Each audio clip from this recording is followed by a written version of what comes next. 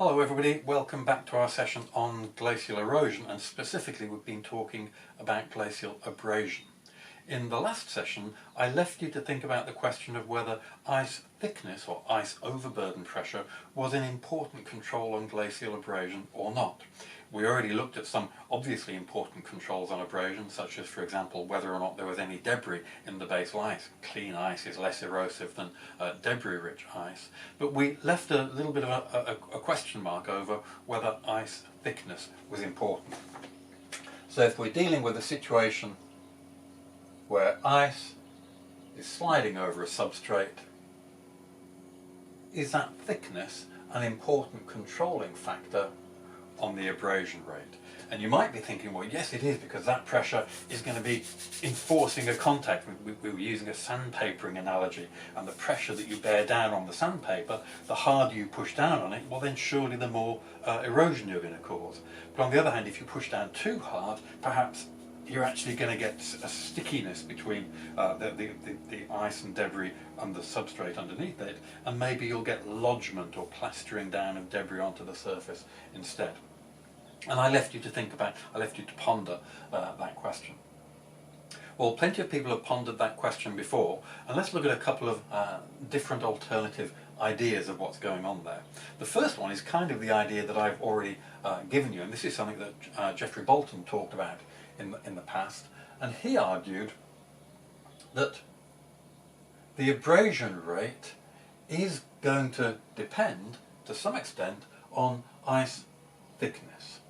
And his argument is that, well, let's say if you have zero ice thickness, there's no pressure on the sandpaper, so there's not going to be any contact force, so you're not going to be very effectively abrading. So at low thickness, you'd expect to have a low abrasion rate.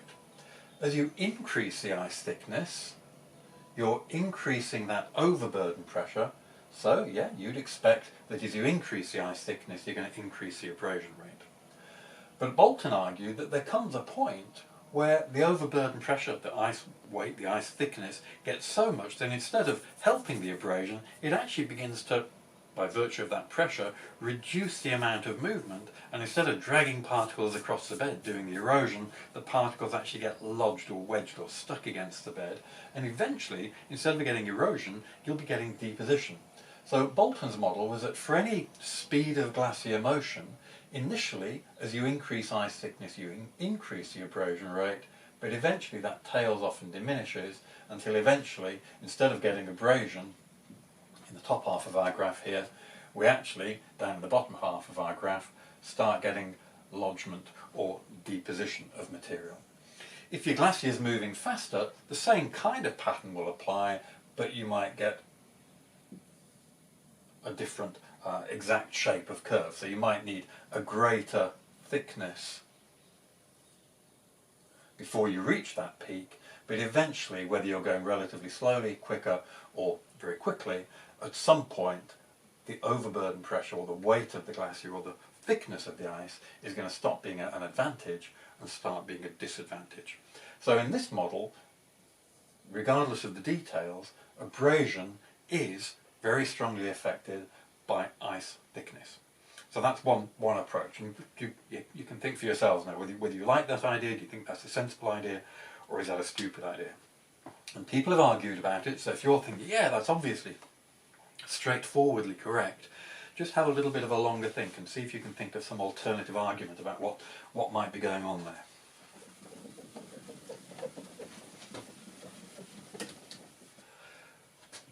Well, one alternative argument is that we shouldn't really be interested in the thickness of the ice or this overburden pressure pushing down on the bed, because if we zoom in on the glacier bed and look at a particle in contact with the bed, and the ice is heading off in that direction, and we're thinking, well, how much abrasion is this particle likely to accomplish? And we're taking into account all the things we talked about previously, such as the relative hardness of the rock and of the particle and the substrate, and whether or not there's a component of downward trajectory. Taking all that into account, but then thinking about, yeah, but what about that weight of ice above it?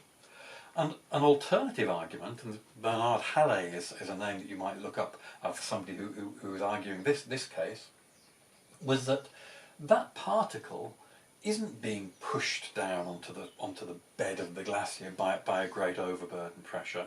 Well, why not? There's all this pressure of ice above it. Here's an analogy for you to think about. Imagine we're not looking at the bed of a glacier here, but we're looking at the sea floor. Here's the ocean surface. Here's our boat on the surface of the ocean, and the boat is supporting a deep sea diver down on the ocean floor. And that diver is under a great weight of water. There's a great depth of water, you'd think, pressing down on that diver. So why isn't the diver kind of squashed out flat onto the floor of the ocean? Why aren't fish all flat on the ocean floor when they're at great depth? Well, it's because that water isn't applying a simple overburden pressure. It's applying a hydrostatic pressure. So without without being suited up in the correct way, your diver will be under great pressure, but it won't be just squashing him straight down into the floor. It'll be coming in at him from all angles. You might have done that experiment at primary school where you create a vacuum inside a tin can, and the tin can kind of gets sucked in, or rather the tin can gets forced in, gets squashed in by the pressure surrounding it. Well, perhaps that's what's going on at the base of a glacier. We don't have weight pushing down on that particle. We have that pressure, which we'll call a cryostatic pressure, is applied from all directions onto that particle. So it isn't forcing it down onto the bed. And in fact, the force which is driving that particle down onto the bed, if at all, is actually the downwards trajectory that we talked about earlier, that's forcing the particle down or carrying the particle downwards along with that downwards trajectory of ice, which might be resulting from melting of ice from the bottom there. So we have two alternative models there. Bolton's model, or the previous model that I drew with those graphs, well, that was implying that, yeah, the thickness of ice was controlling the abrasion rate. This kind of thinking suggests that the thickness of ice won't really be playing any role in the abrasion rate. So as I've said to you, some of you have said this to lots of times before in different lectures, in different modules, here's two alternative hypotheses. Which one do you think is right? And probably, those of you who know me are remembering that, well, it probably isn't that one's right and one's wrong. Maybe it's that one's right in some circumstances and the other one's right in other circumstances, or maybe it's a mix of both. But maybe just pause the video for a minute, have a think, and decide under what circumstances might each of those different models apply.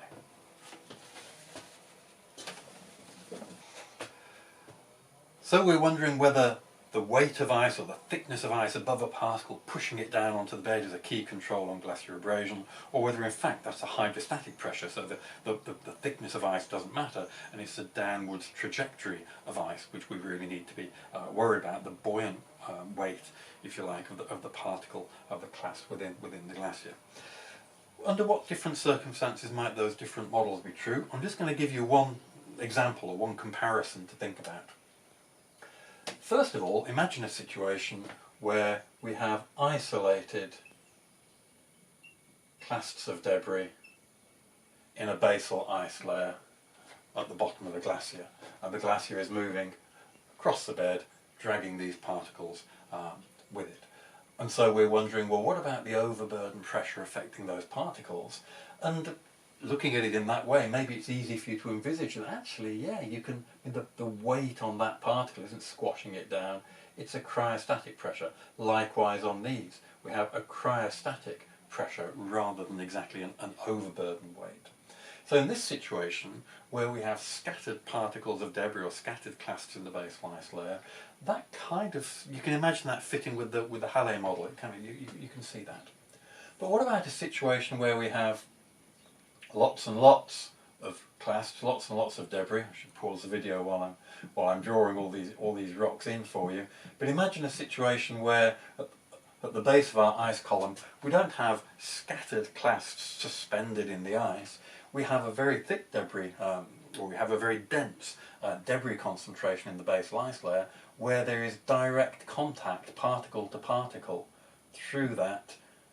In that situation, is it easier to imagine the weight of ice above being transmitted through those particles to the bed generating more of an impact of the weight of ice. So thin ice over that is going to have less of an impact than thick ice over that in terms of determining that contact there. Whereas over here, where the ice is pressurizing or supporting those particles from all directions, changing the thickness isn't going to have much of an impact on that contact force between the rock and the substrate. So something for you to think about. Could that be a situation in which we can say, yeah, our two different hypotheses as to whether ice thickness is important in controlling abrasion? Well, it depends on, classic answer to every geography question, well, it depends. And whether ice thickness is an important control on abrasion rate perhaps depends on the distribution of debris within the ice at the bottom of the glacier. Give that some thought and do a little bit of reading around it.